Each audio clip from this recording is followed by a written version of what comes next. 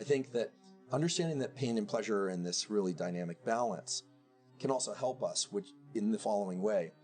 Any pain that you feel, the longer day, the less sleep, the kind of agony that things aren't working, that power outlet doesn't work, or the internet is slow, whatever it is, the amount of pleasure that you will eventually experience is directly related, to how much pain you experience.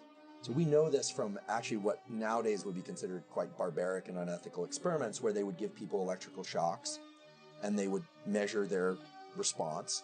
And then they'd say, we're going to increase it, we're going to increase it. Eventually they get to the point where a shock that was previously very painful actually evokes a sense of pleasure. Now, you couldn't do these experiments anymore. These are not the experiments I do in my lab. These are older experiments. But for instance, and this has been discussed in scientific research papers, giving somebody a 10-minute ice bath, for instance, or even a 3-minute ice bath, or a 1-minute ice bath. It's quite painful. But there was a study from the University of Prague, a European Journal of Physiology, showed that after a painful ice bath stimulus, the amount of dopamine release goes up for 2.5 hours to 250% above baseline. And that's not because the ice bath itself evokes dopamine release. A lot of people think, oh, cold water evokes dopamine release. No, pain evokes dopamine release after the pain is over. Yesterday, I tweaked my back because I do this stupid thing every few years, the same stupid thing, and it's really painful. And then you just remember all the ways in which you can't move around. I was like standing up this morning, I'm like, and just walking is so painful. As the pain has started to dissipate, you get a little bit of a high, right? You get a little bit of a euphoria. That's dopamine, because of the degree of pain that you experienced previously predicts how much pleasure. So when you start a company down in the dregs and you're shoveling again, that's beautiful, because that means that the win that you achieve is going to be as good or greater than the one you had previously, in your case with Quest. And so we go back to this example of the person that's not motivated, that can't get off the couch, that doesn't want to do anything. Well, this is the problem. We remember the rat experiment? They are effectively the rat with no dopamine, but they can still achieve some sense of pleasure by consuming excess calories, by consuming social media. And look, I'm not judging, I do this stuff too, right? Scrolling social media. If you've ever scrolled social media and you're like, I don't even know why I'm doing this. It doesn't really feel that good. And I can remember a time where you'd see something that's just so cool, or you'd see something online. I remember this when TED Talks first came out. I was like, this is amazing. These are some, at least some of them are really smart people sharing really cool insights. And then now that there are like a gazillion TED Talks, I remember spending a winter in my office when I was a junior professor, cleaning my office finally, and binging TED Talks in the background, thinking this is a good use of my time. Pretty soon, they all sucked to me.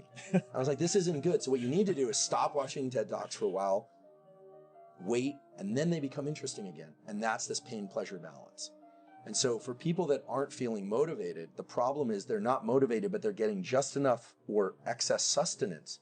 So they're getting the little mild hits of opioid. It becomes an opioid system. And if you think about the opioid drugs as opposed to dopaminergic drugs make people rabid for everything. You know, drugs of abuse like cocaine and amphetamine make people incredibly outward directed. Right? They hardly notice anything except what they want more of, more. It's bad because those drugs trigger so much dopamine release that they become the reward. It's very circular. Only the drug can give that much dopamine. Nothing they could pursue would give them as much dopamine as the drug itself. So there's that, and then there's the kind of opioid-like effects of constantly indulging oneself with social media or with video games or with food or with anything, to the point where it no longer evokes the motivation and craving. And this is really the new evolution of the understanding of dopamine in neuroscience, which is that dopamine itself is not the reward. It's the build-up to the reward.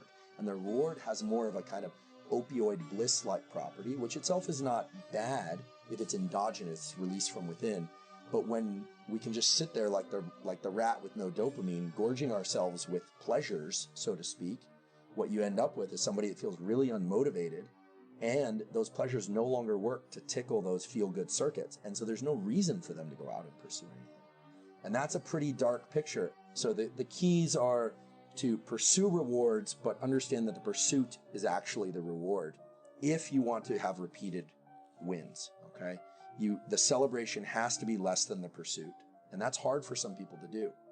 It's got to be that your celebration is slightly less dopaminergic It can be very reflective. You can be in gratitude. Those are other neurotransmitter systems, but you don't want to be on that high as you celebrate the win.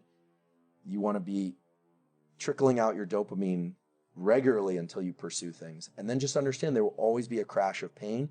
And the more pain you experience, the more dopamine you can achieve if you get back on the avenue